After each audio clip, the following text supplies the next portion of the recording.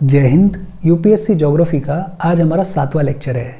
आज के सेशन में हम बात करेंगे अर्थक्वेक्स के बारे में।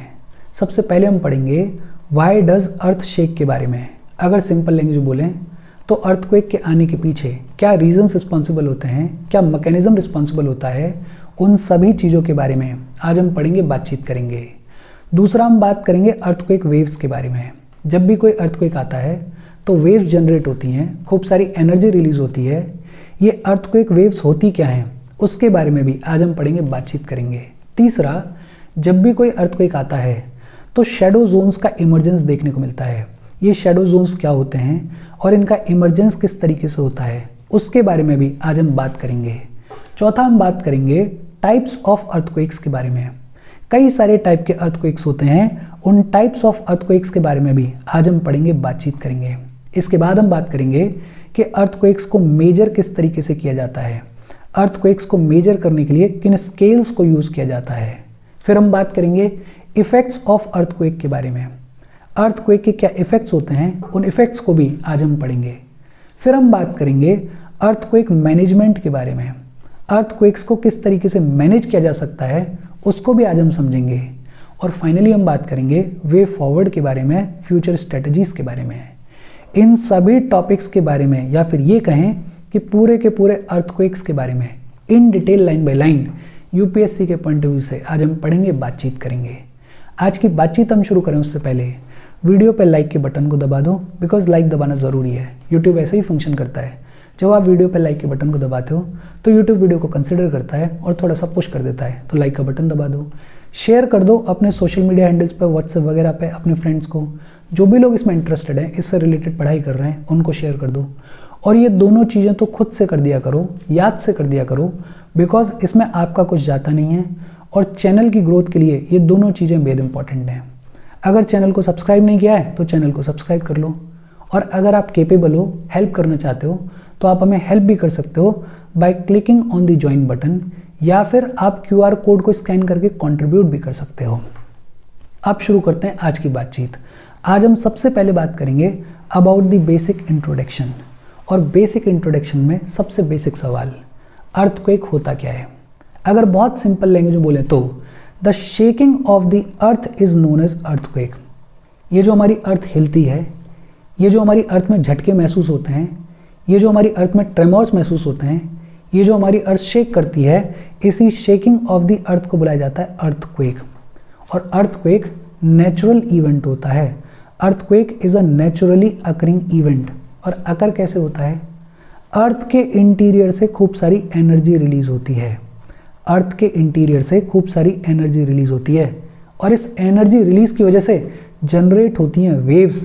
और ये जो वेव्स हैं, ये वेव्स ट्रेवल करती हैं सभी डायरेक्शंस में, जिसकी वजह से अर्थ में झटके महसूस होते हैं, अर्थ हिलती है, अर्थ शेक करती है। और इसी शेकिंग ऑफ द अर्थ को बुलाया जाता है क्या? अर्थक्वेक। बहुत सिंपल, अर्थक्वेक क्या होता है? The shaking of the earth is known as earthquake. Earthquake naturally occurring event है। अकर कैसे होता है? अर्थ के इंटीरियर से खूब सारी एनर्जी रिलीज होती है। जब ये एनर्जी रिलीज होती है तो जनरेट होती हैं वेव्स, और ये वेव्स ट्रेवल करती हैं सभी डायरेक्शंस में, जिसकी वजह से अर्थ में झटके महसूस होते हैं, अर्थ हिलती है। इन्हीं झटकों को, इसी हिलने को बुलाया जाता है अर्थक्वेक।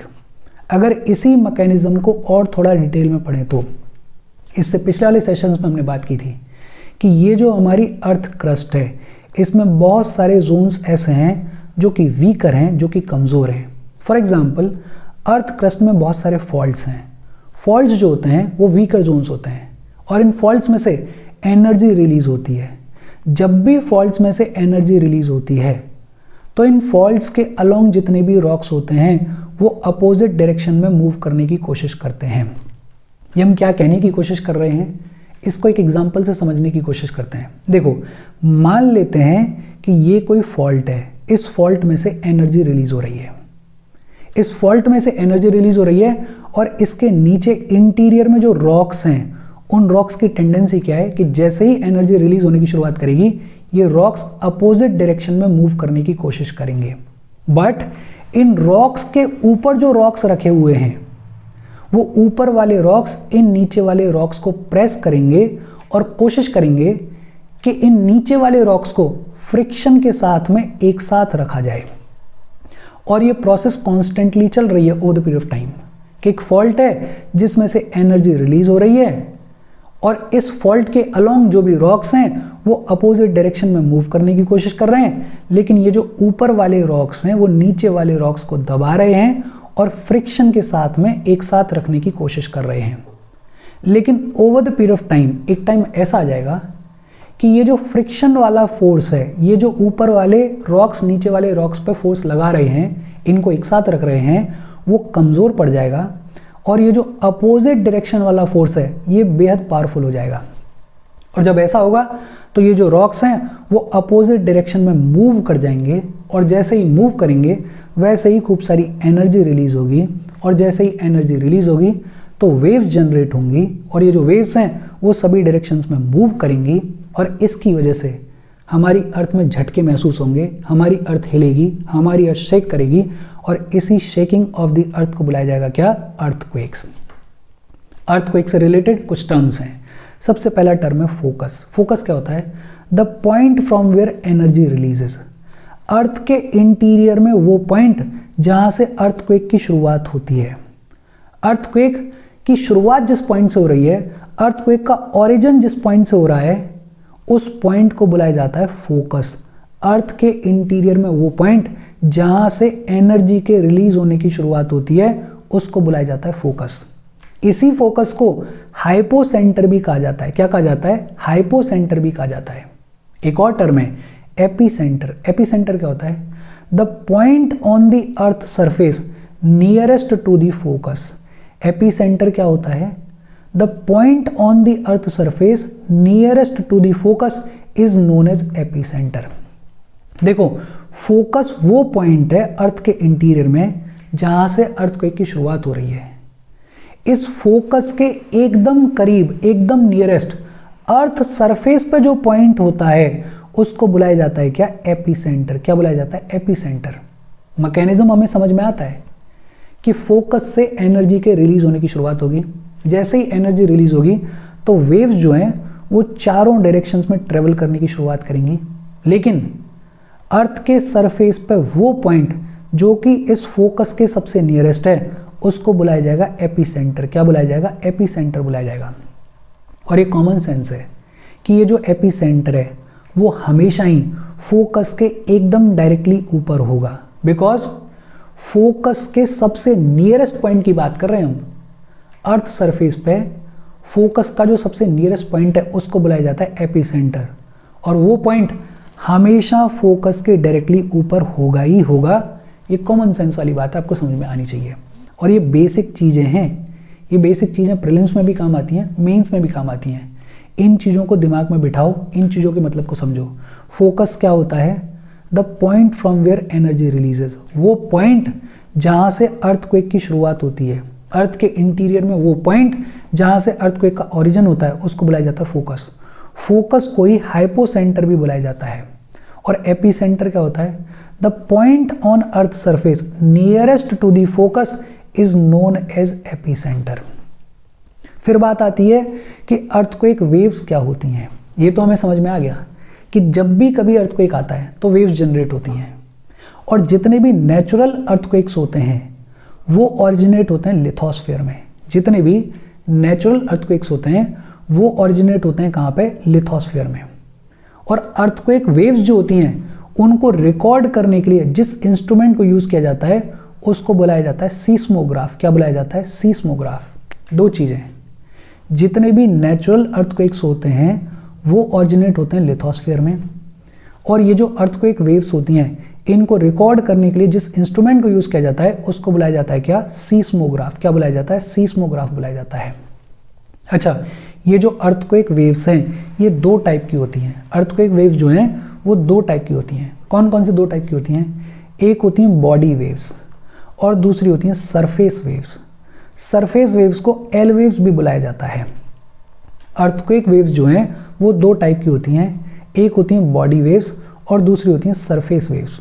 दोनों में डिफरेंस क्या है? देखो, फोकस से अर्थक्वेक के ओरिजिन की शुरुआत होती है फोकस से एनर्जी के रिलीज होने की शुरुआत होती है, और जैसे ही एनर्जी रिलीज होगी तो वेव्स जनरेट होंगी। ये जो वेव्स जनरेट हो रही हैं इन्हीं को बुलाया जाता है बॉडी वेव्स।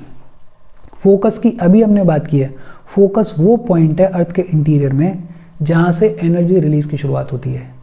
इस फोकस से एनर्जी के रिलीज होने की शुरुआत होगी, जैसे ही एनर्जी रिलीज होगी तो वेव्स जनरेट होंगी। ये जो वेव्स जनरेट हो रही हैं इन्हीं को बुलाया जाता है बॉडी वेव्स। और ये जो बॉडी वेव्स हैं ये सभी डायरेक्शंस में ट्रेवल करती हैं, ये हमें समझ में आना चाहिए। और यही बॉडी वेव्स जब अर्थ के सरफेस के पास में पहुंचती हैं और सरफेस रॉक्स के साथ में इंटरेक्ट करती हैं तो ये बन जाती हैं सरफेस वेव्स। और ये जो सरफेस वेव्स हैं ये मूव करती हैं अलोंग दी सरफेस। दोबारा से सुनो, इंपॉर्टेंट है, इसको दिमाग में बिठाओ कि अर्थ वेव्स जो हैं वो दो टाइप की होती हैं।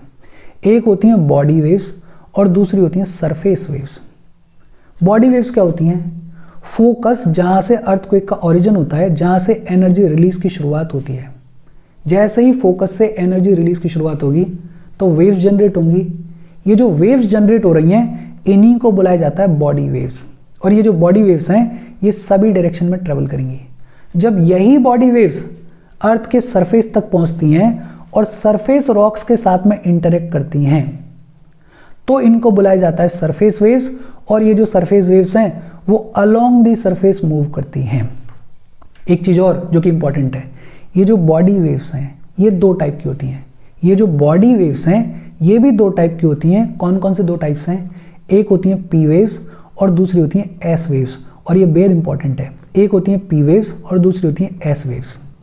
पी वेव्स को प्राइमरी वेव्स भी बुलाया जाता है, लॉन्गिट्यूडनल वेव्स भी बुलाया जाता है। पी वेव्स को प्राइमरी वेव्स भी बुलाया जाता है, लॉन्गिट्यूडनल वेव्स भी बुलाया जाता है। और एस वेव्स को सेकेंडरी वेव्स भी बुलाया जाता है, ट्रांसवर्स वेव्स भी बुलाया जाता है। पी वेव्स को प्राइमरी वेव्स भी बुलाया जाता है, लॉन्गिट्यूडनल वेव्स भी बुलाया जाता है। एस वेव्स को सेकेंडरी वेव्स भी बुलाया जाता है, ट्रांसवर्स वेव्स भी बुलाया जाता है। और मैं बार बार इसलिए बोल रहा हूँ ताकि इसी सेशन में चीज़ें आपको याद हो जाएं। ये जो पी वेव्स हैं ये फास्टर ट्रेवल करती हैं, ये तेज़ी से मूव करती हैं, और इसीलिए सरफेस पे सबसे पहले पहुंचती भी कौन सी वेव्स हैं? पी वेव्स पहुंचती हैं। तो अगर कोई पूछ ले कि सबसे फास्ट कौन सी वेव्स ट्रेवल करती हैं, पी वेव्स सबसे फास्ट ट्रेवल करती हैं। इनके कंपैरिजन में एस वेव्स थोड़ा धीमे ट्रेवल करती हैं और इसीलिए सरफेस तक पहुंचने में इनको थोड़ा ज़्यादा टाइम लगता है। बेहद इंपॉर्टेंट चीज़, ये जो पी वेव्स हैं वो तीनों मटीरियल से पास हो सकती हैं। मतलब गैस से भी पास हो सकती हैं, लिक्विड से भी पास हो सकती हैं, सॉलिड से भी पास हो सकती हैं। पी वेव्स जो हैं वो तीनों मटेरियल से पास हो सकती हैं। अगर कंपैरेटिवली देखें तो सॉलिड में इनकी स्पीड सबसे ज़्यादा होती है, सबसे ज़्यादा हाई होती है। बट अपने को क्या याद रखना है कि ये जो पी वेव्स हैं वो तीनों मटेरियल से पास हो सकती हैं। गैस से भी हो सकती हैं, लिक्विड से भी हो सकती हैं और सॉलिड से भी हो सकती हैं। लेकिन ये जो एस वेव्स हैं ये एस वेव्स सिर्फ और सिर्फ सॉलिड मटेरियल से पास होती हैं, लिक्विड और गैसियस मटेरियल से पास नहीं होती हैं। ये इंपॉर्टेंट चीज़ है, इसको याद रखना कि एस वेव्स सिर्फ सॉलिड मटेरियल से पास होती हैं और पी वेव्स जो हैं वो तीनों मटेरियल से पास हो सकती हैं। पी वेव जो हैं वो एकदम साउंड वेव्स के जैसी होती हैं। और ये जो एस वेव्स हैं ये ज़्यादा डिस्ट्रक्टिव होती हैं, ये बहुत ज़्यादा डिस्ट्रक्टिव होती हैं। इनफैक्ट एस वेव्स की वजह से ही रॉक्स में डिस्प्लेसमेंट देखने को मिलता है। एस वेव्स की वजह से ही जो स्ट्रक्चर्स हैं वो कोलैप्स होते हैं। जितनी भी तबाही होती है वो होती है किसकी वजह से? एस वेव्स की वजह से। और ये भी बेहद इंपॉर्टेंट है अगली वाली लाइन कि ये जो पी वेव्स हैं ये वाइब्रेट करती हैं, ये प्रोपेगेट करती हैं parallel to the direction of wave. Wave की जो डायरेक्शन है उसके पैरेलल ही प्रोपेगेट करती हैं पी वेव्स। और ये जो एस वेव्स हैं वो प्रोपेगेट करती हैं perpendicular to the direction of the waves, कि वेव्स की जो डायरेक्शन है उसके परपेंडिकुलर प्रोपेगेट करती हैं एस वेव्स। और इसको समझो, ये डायग्राम देखो, इस डायग्राम से चीज़ें आपको समझ में आएंगी। देखो ये है वेव्स के प्रोपेगेशन का डायरेक्शन, ये है वेव्स के प्रोपेगेशन का डायरेक्शन। हम क्या कह रहे हैं कि पी वेव्स जो हैं वो वेव्स के प्रोपेगेशन के डायरेक्शन के पैरेलल ही प्रोपेगेट करती हैं, और जो एस वेव्स हैं वो वेव्स के प्रोपेगेशन के परपेंडिकुलर डायरेक्शन में प्रोपेगेट करती हैं, मतलब ऐसे प्रोपेगेट करती हैं। अब डायग्राम को देखो, ये है पी वेव का डायग्राम, ये वाला। हम क्या कह रहे हैं कि पी वेव्स जो हैं वो वेव्स के डायरेक्शन के पैरेलल ही प्रोपोगेट करती हैं, मतलब प्रोपोगेशन सेम डायरेक्शन में होगा, इसी डायरेक्शन में होगा। और जब सेम डायरेक्शन में प्रोपोगेशन होगा तो मटेरियल में आपको स्क्वीजिंग देखने को मिलेगी, आपको स्ट्रेचिंग देखने को मिलेगी।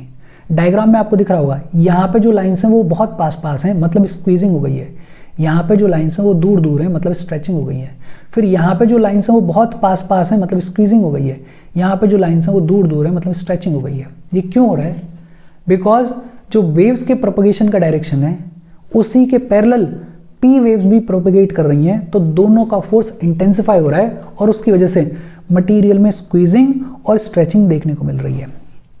लेकिन ये जो एस वेव्स हैं वो वेव्स के प्रोपोगेशन के डायरेक्शन से परपेंडिकुलर प्रोपोगेट करती हैं, परपेंडिकुलर प्रोपोगेट करती हैं। इसकी वजह से एस वेव्स में कुछ ऐसा ऊंचा नीचा दिखाई देता है, ऐसा ऊंचा नीचा बनता है, मतलब ट्रफ्स और क्रस्ट बनते हैं। ये डायग्राम में आपको दिख रहा होगा, आपको समझ में आना चाहिए।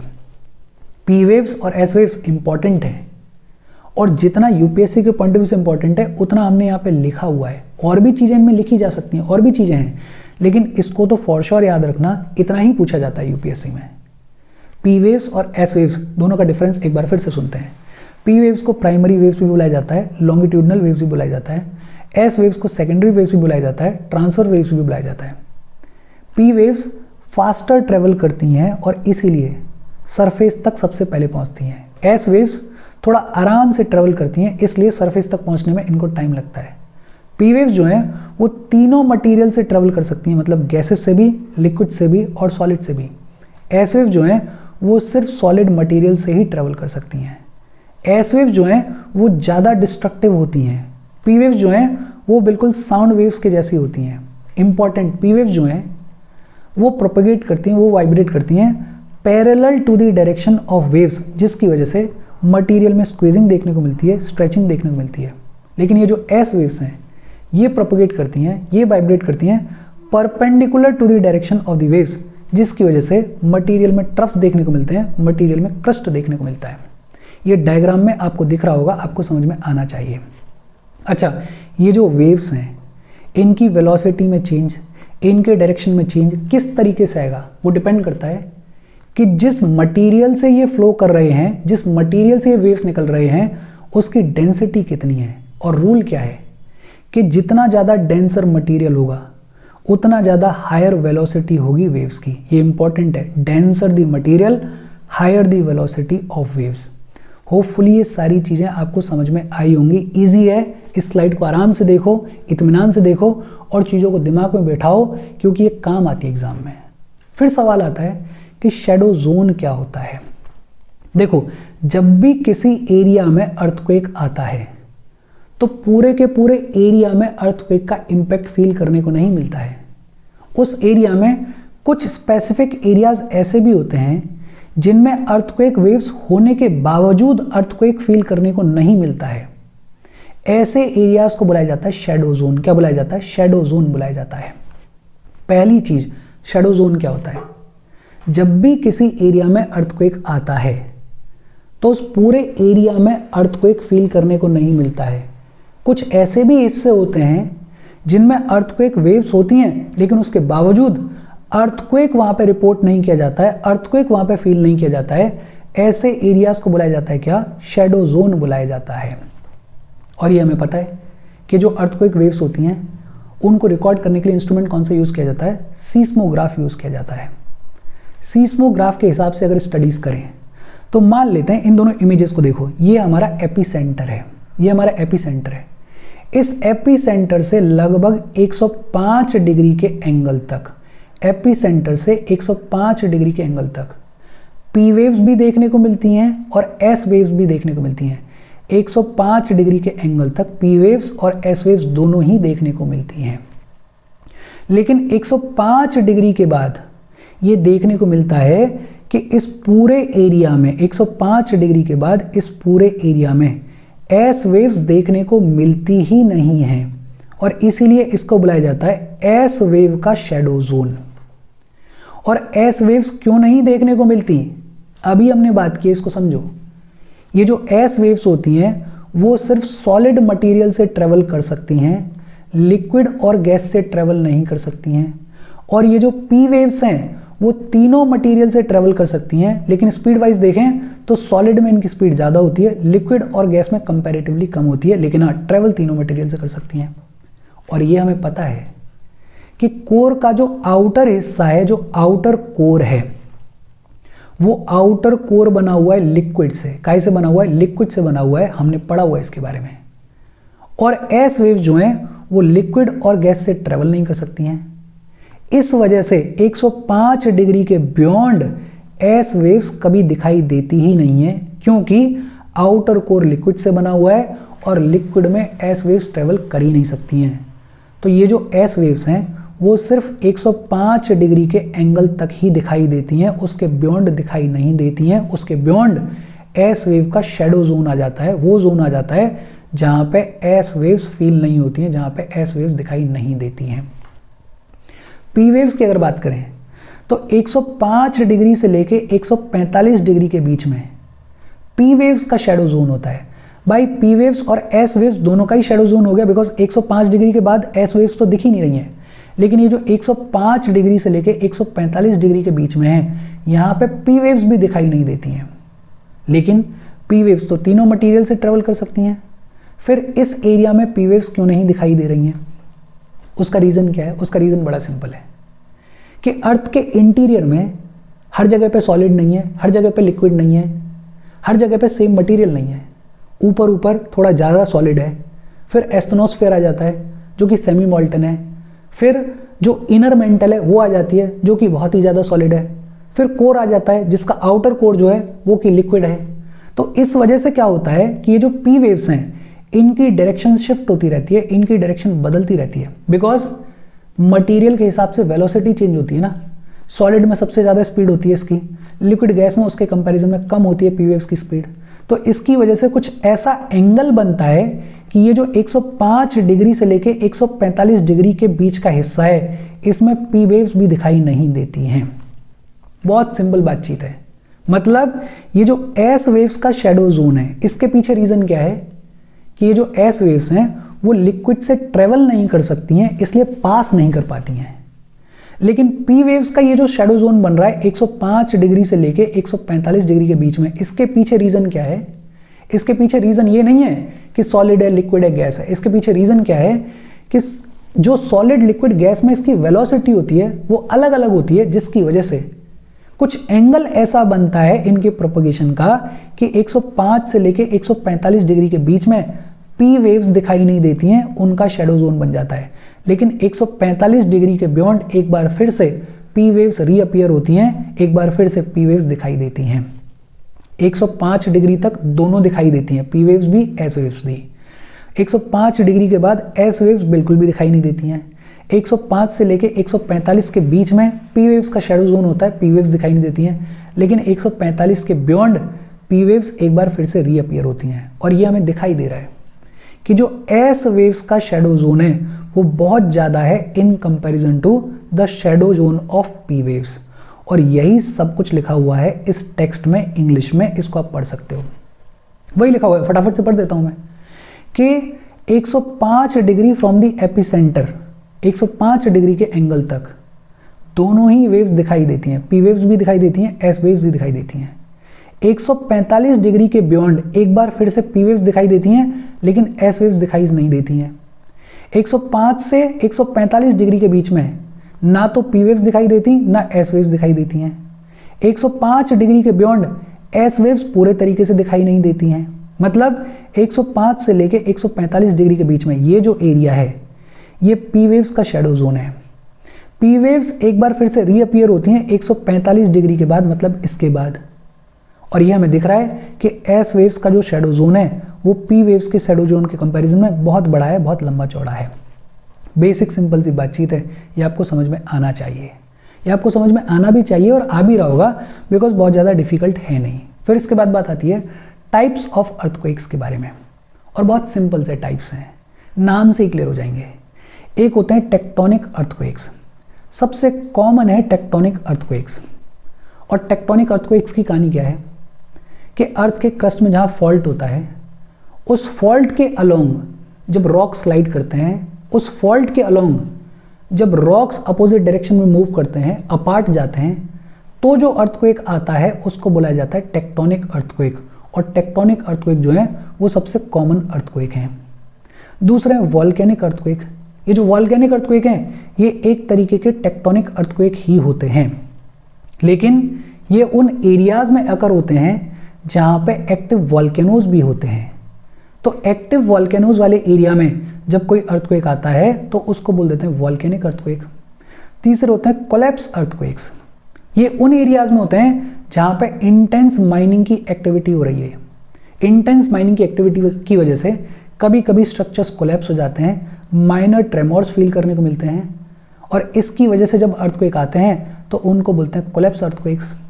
चौथे होते हैं एक्सप्लोजन अर्थक्वेक्स। कोई केमिकल एक्सप्लोजन हो गया, कोई न्यूक्लियर एक्सप्लोजन हो गया, तो जो अर्थक्वेक आएगा उसको बुलाया जाएगा एक्सप्लोजन अर्थक्वेक। और पांचवे होते हैं रिजर्वॉयर इंड्यूस्ड अर्थक्वेक्स। कोई एरिया ऐसा है जिसमें लंबा चौड़ा रिजर्वॉयर है और उस लंबे चौड़े रिजर्वॉयर में डिस्प्लेसमेंट आने की वजह से जो अर्थक्वेक आया उसको बोलते हैं रिजर्वॉयर इंड्यूस्ड अर्थक्वेक। बहुत सिंपल, टाइप्स ऑफ अर्थक्वेक्स नाम से ही क्लियर हो जाने चाहिए आपको। पहला है टेक्टोनिक अर्थक्वेक। सबसे कॉमन वाला अर्थक्वेक कौन सा है? Tectonic earthquake. कोई फॉल्ट है, उसके अलोंग रॉक्स डिस्प्लेस हो रहे हैं, उसकी वजह से जो अर्थक्वेक आ रहा है उसको बोलते हैं टेक्टोनिक अर्थक्वेक। दूसरा है वॉल्केनिक अर्थक्वेक। ये एक तरीके का टेक्टोनिक अर्थक्वेक ही होता है, लेकिन ये उन एरियाज में आता है जहां पे एक्टिव वॉल्केनोज भी होते हैं। तीसरा है कोलैप्स अर्थक्वेक। ये उन एरियाज में होता है जहां पे इंटेंस माइनिंग एक्टिविटी होती है। इंटेंस माइनिंग एक्टिविटी की वजह से स्ट्रक्चर कोलैप्स हो गया, कोई माइनर ट्रेमोर आ गया, तो जो अर्थक्वेक आएगा उसको बोलते हैं कोलैप्स अर्थक्वेक। चौथा होता है एक्सप्लोजन अर्थक्वेक। कोई केमिकल एक्सप्लोजन हुआ, कोई न्यूक्लियर एक्सप्लोजन हुआ और उसकी वजह से जो अर्थक्वेक आया उसको बोलते हैं एक्सप्लोजन अर्थक्वेक। और पांचवे होते हैं रिजर्वॉयर इंड्यूस्ड अर्थक्वेक। कोई ऐसा लंबा चौड़ा एरिया है जहाँ पे कोई बहुत लंबा चौड़ा रिजर्वॉयर है, उसमें डिस्प्लेसमेंट आने की वजह से जो अर्थक्वेक आता है उसको बोलते हैं reservoir induced earthquake.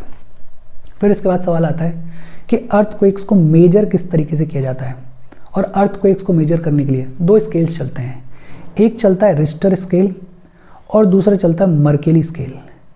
Richter scale जो है वो मैग्नीट्यूड को मेजर करता है और रिश्टर स्केल का रेंज होता है 0 से लेकर 10 के बीच में।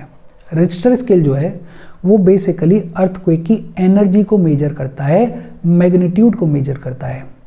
लेकिन रिश्टर स्केल की लिमिटेशन है। लिमिटेशन क्या है कि जब लार्ज मैग्नीट्यूड के अर्थक्वेक्स आते हैं तो ये जो रिश्टर स्केल है वो एक्यूरेटली उनको मेजर नहीं कर पाते हैं।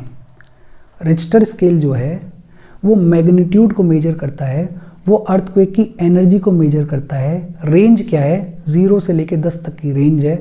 लेकिन इसकी लिमिटेशन क्या है कि ये लार्ज मैग्नीट्यूड के अर्थक्वेक्स को मेजर नहीं कर पाता है।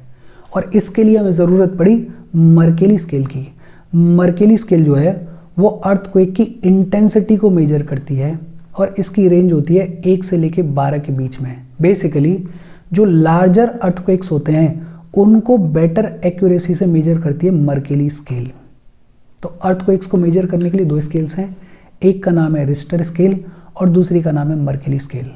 रिश्टर स्केल जो है वो मैग्नीट्यूड को मेजर करती है, एनर्जी को मेजर करती है, अर्थक्वेक से जो एनर्जी रिलीज हो रही है उसको मेजर करती है। इसकी रेंज होती है 0 से 10 के बीच में। और इसकी लिमिटेशन क्या है कि अगर कोई लार्जर मैग्नीट्यूड का अर्थक्वेक है तो उसको रिश्टर स्केल बहुत एक्यूरेटली मेजर नहीं कर पाती है। और इसके लिए हमें ज़रूरत पड़ी मर्केली स्केल की। मर्केली स्केल जो है वो इंटेंसिटी स्केल है। इसकी रेंज होती है 1 से 12 के बीच में। और ये जो मर्केली स्केल है ये लार्जर अर्थक्वेक्स को बेटर एक्यूरेसी के साथ में मेजर करती है। बहुत सिंपल सी चीज़ें हैं, आपको समझ में आ रही होंगी। फिर इसके बाद बात आती है टर्मिनोलॉजी रिलेटेड टू अर्थक्वेक्स के बारे में।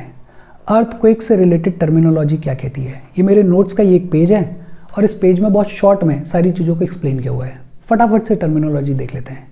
देखो, एक टर्म होता है आफ्टर शॉक, दूसरा होता है फोर शॉक। आफ्टर शॉक और फोर शॉक के बीच में डिफरेंस क्या है? देखो, मान लेते हैं कि अर्थक्वेक का जो मेन शॉक आया, जो मेन झटका आया, उसका मैग्नीट्यूड था 7। अर्थक्वेक का जो मेन शॉक आया, जो मेन झटका आया, उसका मैग्नीट्यूड कितना था? 7 था। अब जो अगला झटका आ रहा है अर्थक्वेक का, अगर उसका मैग्नीट्यूड कम हो गया है तो उसको बुलाया जाएगा आफ्टर शॉक, और अगर उसका मैग्नीट्यूड बढ़ गया है तो उसको बुलाया जाएगा फोर शॉक। सिंपल।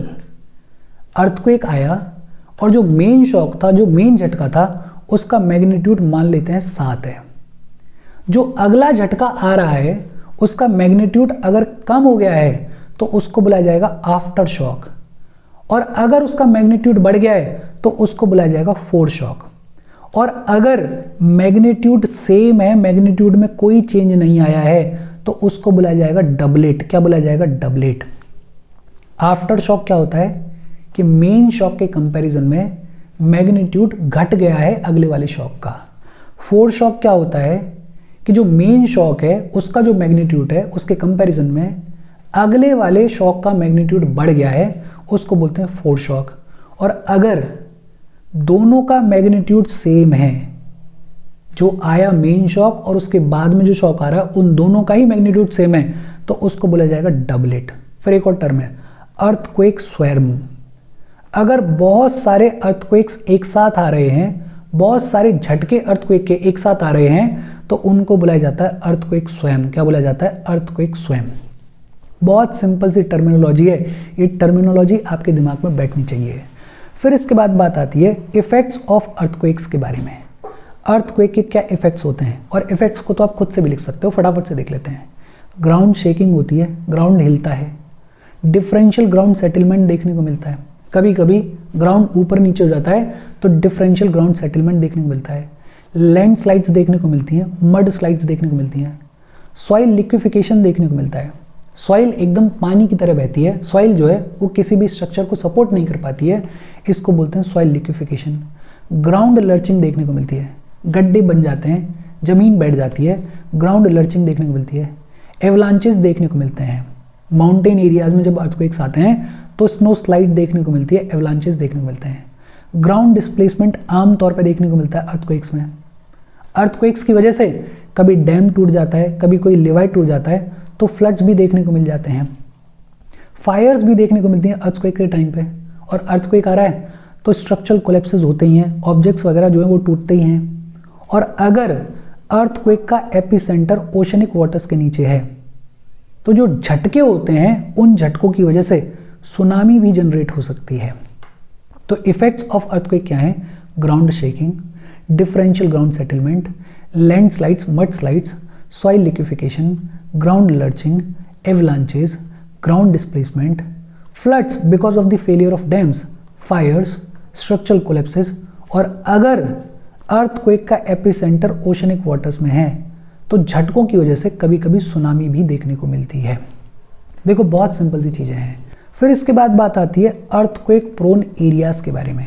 हमारे कंट्री में ऐसे कौन से एरियाज हैं जो अर्थक्वेक प्रोन हैं, और हमारे कंट्री में 5 ऐसे जोन्स हैं जो कि अर्थक्वेक प्रोन है।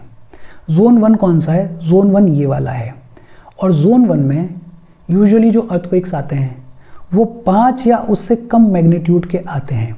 जोन 1 में यूजुअली जो अर्थक्वेक्स आते हैं वो 5 या उससे कम मैग्नीट्यूड के आते हैं।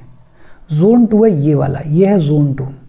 जोन 2 में 6 मैग्नीट्यूड तक के अर्थक्वेक्स आते हैं। जोन 3 है ये वाला। जोन 3 वो जोन है जहाँ पे 7 मैग्नीट्यूड तक के अर्थक्वेक्स आते हैं। जोन 4 है ये वाला जो पूरा जोन है ये जोन 4 है। जोन 4 में 8 मैग्नीट्यूड तक के अर्थक्वेक्स आते हैं। और ये है हमारा जोन 5। जोन 5 वो है जहाँ पे 9 या उससे ज़्यादा मैग्नीट्यूड के अर्थक्वेक्स आते हैं। हालांकि ये बहुत ज़्यादा इम्पॉर्टेंट नहीं है। अगर ज्योग्राफी ऑप्शनल है किसी का तो उसको पढ़ना चाहिए। जीएस में शायद इतना ना पूछा जाए, लेकिन नोट्स में शॉर्ट में लिखा हुआ था तो एक बार देख तो सकते ही हैं कि हमारी कंट्री में 5 जोन्स हैं जो कि अर्थक्वेक प्रोन जोन्स हैं, जो कि अर्थक्वेक प्रोन एरियाज हैं। थोड़ा थोड़ा ब्रॉडली दिमाग में रख लो। अब सवाल आता है कि अर्थक्वेक्स को मैनेज कैसे किया जा सकता है। और पहली लाइन ये है कि आज तक हमारे पास कोई भी ऐसी टेक्नोलॉजी नहीं है जिसके थ्रू हम एक्यूरेटली बता पाएं कि कब किस जगह पे अर्थक्वेक आने वाला है। अगर एक लाइन में समअप कर दें पूरी बातचीत को तो पूरी बातचीत यह है कि आज तक हमारे पास ऐसी कोई भी टेक्नोलॉजी नहीं है, ऐसा कोई भी तरीका नहीं है जिसके थ्रू हम ये बता पाएं कि कब किस जगह पे कितनी इंटेंसिटी का अर्थक्वेक आने वाला है। हाँ, लॉन्ग टर्म में कुछ हद तक पॉसिबल है अर्थक्वेक को प्रेडिक्ट करना। जैसे आज से 1500 साल बाद इस पर्टिकुलर रीजन में अर्थक्वेक आने की पॉसिबिलिटी है, ये प्रेडिक्शन की जा सकती है। लेकिन ये जो प्रेडिक्शन है वो भी एक्यूरेट नहीं होती है, उसका भी भरोसा नहीं है, बिकॉज हम टाइम के बारे में श्योरिटी से नहीं बता सकते हैं, डेट के बारे में नहीं बता सकते हैं, मैग्नीट्यूड के बारे में नहीं बता सकते हैं। बस प्रेडिक्ट कर सकते हैं कि ये जो एरिया है ये अर्थक्वेक प्रोन है और हो सकता है आज से 1500 साल बाद यहाँ पे अर्थक्वेक आ जाए। वही कंक्लूजन है कि आज तक हमारे पास कोई भी ऐसी टेक्नोलॉजी नहीं है जिसके थ्रू हम एक्यूरेटली प्रेडिक्ट कर सकें कि किस जगह पे कब कितनी इंटेंसिटी का अर्थक्वेक आने वाला है। हाँ, कुछ तौर तरीके हैं जिनके थ्रू हम कोशिश करते हैं अर्थक्वेक्स को प्रेडिक्ट करने की, लेकिन वो तौर तरीके भी क्वेश्चनेबल हैं। जैसे अनयूजुअल एनिमल बिहेवियर। बहुत सारे लोगों को आपने बात करते हुए सुना होगा कि जब अर्थक्वेक आने वाला होता है तो एनिमल्स का जो बिहेवियर है वो बहुत ज़्यादा अनयूजुअल हो जाता है, वो बहुत ज़्यादा चेंज हो जाता है। लेकिन एनिमल बिहेवियर के बेसिस पे अर्थक्वेक को एक्यूरेटली प्रेडिक्ट किया जा सकता है क्या? आप खुद ही सोचो, पॉसिबल ही नहीं है। हम कोशिश तो कर रहे हैं, लेकिन ये मेथड ऐसा है जो कि क्वेश्चनेबल है, जिसके सही होने पे क्वेश्चन खड़ा किया जा सकता है। दूसरा मेथड कौन सा है? Hydrochemical precursors. जैसे ये कहा जाता है कि जब अर्थक्वेक आने वाला होता है तो सॉल्ट का कॉन्सेंट्रेशन चेंज हो जाता है, वाटर में जो केमिकल का कंपोजिशन होता है वो चेंज हो जाता है। लेकिन सॉल्ट का कॉन्सेंट्रेशन चेंज होना या वाटर में केमिकल कंपोजिशन चेंज होना, क्या ये सिर्फ अर्थक्वेक के टाइम पे ही होगा या नॉर्मली भी हो सकता है? नॉर्मली भी हो सकता है। तो ये तरीका भी क्वेश्चनेबल है। जैसे ये भी कहा जाता है कि जब अर्थक्वेक आने वाला होता है तो अंडरग्राउंड वाटर लेवल्स में भी चेंज देखने को मिलता है। लेकिन अंडरग्राउंड वाटर लेवल्स में चेंज क्या सिर्फ अर्थक्वेक के टाइम पे ही होता है? यूजुअली नहीं हो सकता, यूजुअली भी हो सकता है। तो ये जो तरीका है ये भी क्वेश्चनेबल है। प्रेडिक्शन थ्रू फोर शॉक्स, कि जो शॉक बाद में आ रहा है उससे प्रेडिक्ट करके देख लो कि क्या पता अगले वाला शॉक कितना इंटेंस होने वाला है। लेकिन ये सारे ही तरीके जब हम पढ़ रहे हैं तो भी आपको समझ में आ रहा होगा कि ये सारे ही तरीके क्वेश्चनेबल हैं। इनके थ्रू एक्यूरेटली अर्थक्वेक को प्रेडिक्ट नहीं किया जा सकता है, बताया नहीं जा सकता है। इनफैक्ट जापान जैसी कंट्री जो कि अर्थक्वेक प्रोन है, जो कि बहुत इंटेंसली काम करती है अर्थक्वेक को मैनेज करने के लिए, उनके पास में भी अभी कोई ऐसी एक्यूरेट टेक्नोलॉजी नहीं है कि वो एक्यूरेटली बता पाएं कि कब कितनी इंटेंसिटी का अर्थक्वेक आने वाला है। तो अगर एक लाइन में बोलें अर्थक्वेक मैनेजमेंट की बातचीत को, तो आज तक हमारे पास ऐसी कोई भी टेक्नोलॉजी नहीं है जो कि एक्यूरेटली ये बता पाए, प्रेडिक्ट कर पाए कि कब कहाँ पे कितनी इंटेंसिटी का अर्थक्वेक आने वाला है। तरीका सिर्फ एक है। तरीका क्या है कि हम कुछ स्टेप्स ले सकते हैं अर्थक्वेक को मैनेज करने के लिए। और वो स्टेप्स क्या हो सकते हैं? एक तो पूरे कंट्री को मैप करो, अर्थक्वेक जोनेशन, अर्थक्वेक मैपिंग करो, देखो, स्टडीज करो, हिस्ट्री को पढ़ो, जानो कि कौन से वीकर जोन्स हैं, कहाँ पे फॉल्ट्स हैं, कहाँ पे ज़्यादा पॉसिबिलिटी है अर्थक्वेक के आने की और कहाँ पे कम पॉसिबिलिटी है अर्थक्वेक के आने की। फिर स्टैंडर्ड्स तैयार करो और एंश्योर करो कि वो जो स्टैंडर्ड्स हैं उनको स्ट्रिक्टली कंप्लाई किया जाए। बिल्डिंग के नॉर्म्स होने चाहिए, स्ट्रक्चर्स के नॉर्म्स होने चाहिए, किस तरीके से अर्थक्वेक प्रोटेक्टेड बिल्डिंग्स को बनाया जा सकता है उसके नॉर्म्स होने चाहिए। रेट्रोफिटिंग ऑफ बिल्डिंग्स करो, जो पुरानी बिल्डिंग्स हैं जो कि अर्थक्वेक स्टैंडर्ड्स के हिसाब से नहीं बनाई गई हैं उनको एक बार फिर से अपग्रेड करो, उनको रीबिल्ड करो। जो क्रिटिकल पॉइंट्स हैं जहाँ पे अर्थक्वेक्स आने की ज़्यादा संभावना होती है वहाँ पे एनडीआरएफ को रखो, वहाँ पे नेशनल डिजास्टर रिस्पांस फोर्स को 24 घंटे रखो ताकि अगर ज़रूरत पड़े तो रेस्क्यू ऑपरेशन चलाया जा सके। और रेस्क्यू ऑपरेशन के मामले में लोकल लेवल पे लोगों को ट्रेनिंग प्रोवाइड करो ताकि अगर कभी सिचुएशन आए तो लोकल लेवल पे लोग खुद अपनी चीज़ों को मैनेज कर सकें। और अर्थक्वेक्स और डिजास्टर मैनेजमेंट को स्कूल सिलेबस में कंपलसरी कर दो, स्कूल सिलेबस का हिस्सा बना दो ताकि फ्यूचर में जो बच्चे तैयार हों उनको जानकारी हो कि किस तरीके से अर्थक्वेक्स के टाइम पे, नेचुरल कैलेमिटीज़ के टाइम पे चीज़ों से डील करना है। तो वे फॉरवर्ड क्या है, फ्यूचर स्ट्रेटजी क्या है कि मैपिंग करो पूरे कंट्री की, स्टैंडर्ड्स तैयार करो और इन स्टैंडर्ड्स का स्ट्रिक्ट कंप्लायंस इंश्योर करो, पुराने बिल्डिंग्स को एक बार फिर से रेट्रोफिट करो, उनको दोबारा से बनाओ, उनको अपग्रेड करो, जो क्रिटिकल पॉइंट्स हैं वहाँ पे एनडीआरएफ को स्टेशन करो, लोकल लेवल पे लोगों को ट्रेनिंग प्रोवाइड करो, लोकल लेवल पे लोगों को तैयार करो और अर्थक्वेक और डिजास्टर मैनेजमेंट को स्कूल, कॉलेज का जो सिलेबस है उसका कंपलसरी हिस्सा बना दो। यही एक तरीका है एक्यूरेटली अगर अर्थक्वेक्स को हमें कुछ हद तक मैनेज करना है तो। और इसके साथ आज की हमारी बातचीत खत्म हो गई। इजी सेशन है लेकिन बेहद इंपॉर्टेंट सेशन है, और इस सेशन में हमने सब कुछ कवर किया है। अर्थक्वेक से रिलेटेड यूपीएससी में अगर कुछ भी आएगा तो इस सेशन से कंप्लीट किया जा सकता है। कोई डाउट हो कमेंट करके पूछ लेना। ध्यान से देखना थोड़ा। Thank you very much.